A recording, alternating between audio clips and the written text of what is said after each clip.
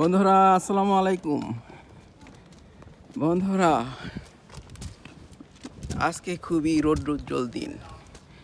বাংলাদেশের জন্য একটা রৌদ্রোজ্জ্বল দিন। কারণ কি? কারণ একটাই, ইরান এর রাষ্ট্রদূত জলিল রহিমি জাহানাবাদী আমাদের পত্রিকায় সাক্ষাৎকারে বলেছেন যে ইরান বাংলাদেশকে জ্বালানি খাতে সাহায্য করতে চায়। ইরান হলো বিশ্বের পঞ্চম বৃহত্তম তেলে ভরপুর একটি দেশ। ইরানই পারে বাংলাদেশকে সাহায্য করতে। আর ইরান হলো বিশ্বের তৃতীয় বৃহত্তম গ্যাসে ভরপুর একটি দেশ। ইরান বাংলাদেশকে গ্যাস দিয়েও সাহায্য করতে পারে। ইরানের তেল গ্যাস বাংলাদেশে আনা যেতে পারে খুব সহজেই। তুর্কমেনিস্তান হলো ইরানের পার্শ্ববর্তী একটা দেশ। তুর্কমেনিস্তান থেকে ভারত তেল গ্যাস আনবে। তুর্কমেনিস্তান, আফগানিস্তান, পাকিস্তান, এরপরে ইন্ডিয়া একটা পাইপলাইন তৈরি করা হয়েছে। এটার মাধ্যমে, এটাকে বলে টাপি, এটার মাধ্যমে তারা ভারতে তেল গ্যাস আনবে। এখন কথা হলো যে ভারতের তো নিজেরই তেল গ্যাস নাই, কেন বাংলাদেশের বর্তমান সরকারও আওয়ামী লীগ আর সরকারদের মতো ভারত থেকে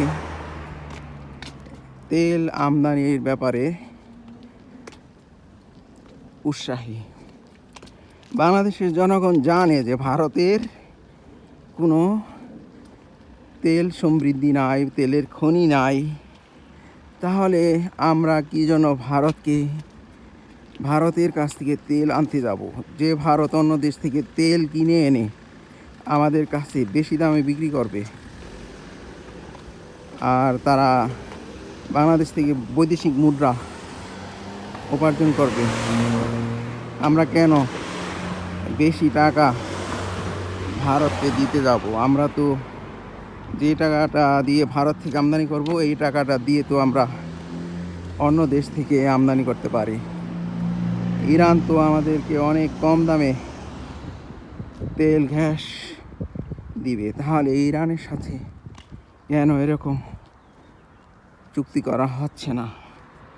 এটা বাংলাদেশের বর্তমান যারা ক্ষমতাসীন তাদের একটা নির্বুদ্ধিতার পরিচয়। তারাও আগের যারা ক্ষমতায় ছিল তাদের মতোই অযোগ্য। তারা ক্ষমতায় থাকার অযোগ্য, যেহেতু তারা দেশের স্বার্থ রক্ষা করতে পারছে না, সেহেতু তারা ক্ষমতায় থাকার অযোগ্য। বন্ধুরা, তাই বাংলাদেশের জনগণ এ ব্যাপারে কথা চালাচালি করতে হবে। ক্ষমতাসীনদের এ ব্যাপারে উৎসাহিত করতে হবে, যেহেতু ক্ষমতাসীন যারা আছেন নির্বুধ এ ব্যাপারে। এখন এরা বাংলাদেশের সজাগ জনতার ঘাড়ে পড়েছে যে তাদের বুঝ শক্তি জাগাতে হবে। আপনারা ভোট দিয়ে ইলেকশন ইঞ্জিনিয়ারিং করে তাদেরকে ক্ষমতায় বসিয়েছেন। এখন তাদের বুঝ শক্তি জাগাতে হবে, যাতে করে ভারত থেকে তেল না কিনে ইরান থেকে কম দামে তেল কিনে দেশের স্বার্থ রক্ষা করে। বন্ধুরা, সবাই ভালো থাকুন, আল্লাহ হাফিজ, আসসালামু আলাইকুম রহমতুল্লাহ।